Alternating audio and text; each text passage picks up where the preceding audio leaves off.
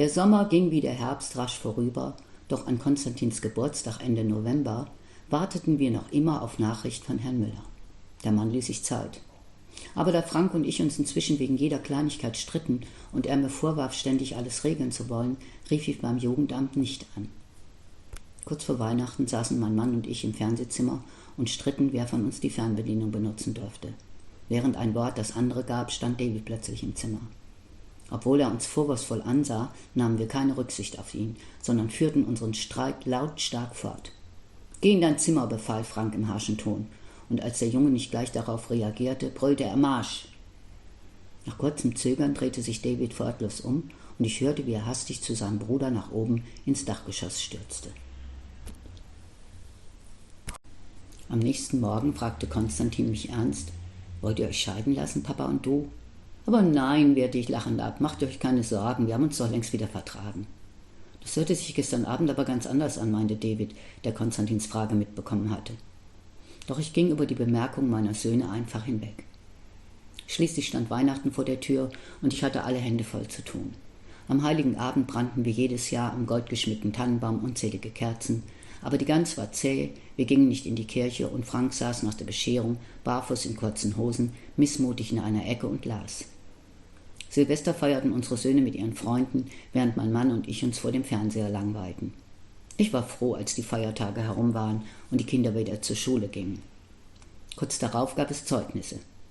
Davids Noten waren im Gegensatz zu denen von Konstantin, der in der Schule nur das Nötigste machte, ausgezeichnet. Darum sprach ich am darauffolgenden Elternabend mit Davids Klassenlehrer über seinen weiteren schulischen Werdegang. Nach einem ausführlichen Gespräch waren wir beide der Meinung, dass es aufgrund seiner bisherigen Leistungen das Beste für den Jungen wäre, nach den Sommerferien in den gymnasialen Zweig der Schule zu wechseln.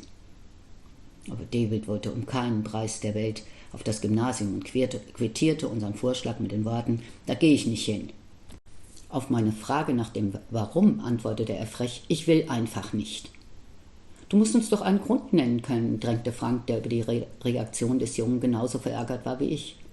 Aber während wir mit Engelszungen auf ihn einredeten, kam von David stets ein stures Nein. Nach einem erneuten Gespräch in der Schule beschlossen Frank und ich, ihn gegen seinen Willen auf das Gymnasium zu schicken. Kurz darauf kam zu unserer großen Überraschung mit der Post ein dicker Brief vom Jugendamt mit der Aufforderung, die beiliegenden Adoptionsunterlagen sorgfältig auszufüllen. Nun hätte alles gut werden können, aber stattdessen begann eine schreckliche Zeit. Der Umgangston in unserer Familie veränderte sich und wurde laut und grob. Während die Jungs selten unterschiedlicher Meinung waren, nahmen sie sich mir gegenüber jede Frechheit heraus und behandelten mich ohne jeglichen Respekt.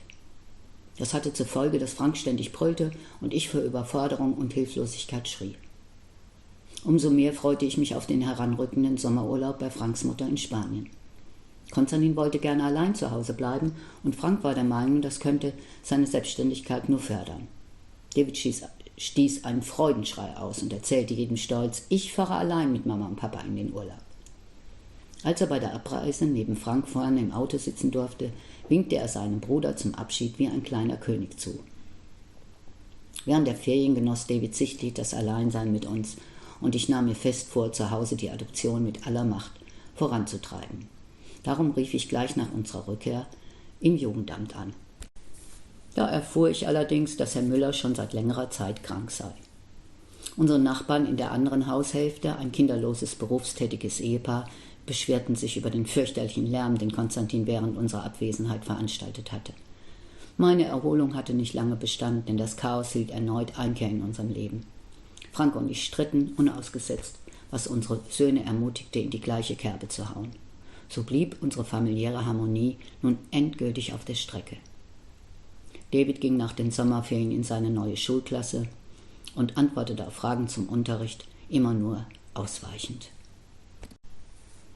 Die unangenehme Stimmung in unserer Familie hielt bis auf wenige Ausnahmen über Wochen hinweg an. Bald war auch dieses Jahr vorüber, es wurde wieder Dezember, Weihnachten stand vor der Tür und weil Frank und ich uns fest vorgenommen hatten, das Fest friedlich zu gestalten, kauften wir die Weihnachtsgeschenke für die Kinder gemeinsam ein. Der Wunschzettel von David führte eine lange Liste an Bekleidungsstücken auf, bei denen er den größten Wert auf die Marke legte. Während Konstantin sich nicht dafür interessierte, was er anzog, entschied sich David seit geraumer Zeit erst nach langen Überlegungen für ein Hemd oder die passende Hose. Ständig stand er vor dem Spiegel, gelte sein Haar und blockierte andauernd das Badezimmer. Am Weihnachtsabend packte er mit kritischem Blick seine Geschenke aus. Aber weil wir anscheinend genau seinen Geschmack getroffen hatten, bedankte er sich überschwänglich bei uns. Auch Konstantin war hocherfreut über den heiß ersehnten Computer und mein Mann und ich gaben uns weiterhin alle Mühe, die Feiertage ohne Streit zu verbringen. Gleich zu Beginn des Jahres fuhr Frank auf eine Tagung seiner Firma nach Süddeutschland. Nach seiner Rückkehr beerdigten wir meine Mutter, die nach langer Krankheit gestorben war. Es war ein trauriger Tag, und David, der meine Mutter sehr gern gehabt hatte, ließ meine Hand den ganzen Tag kaum los. Ich betäubte meine Trauer in der folgenden Zeit mit viel Arbeit.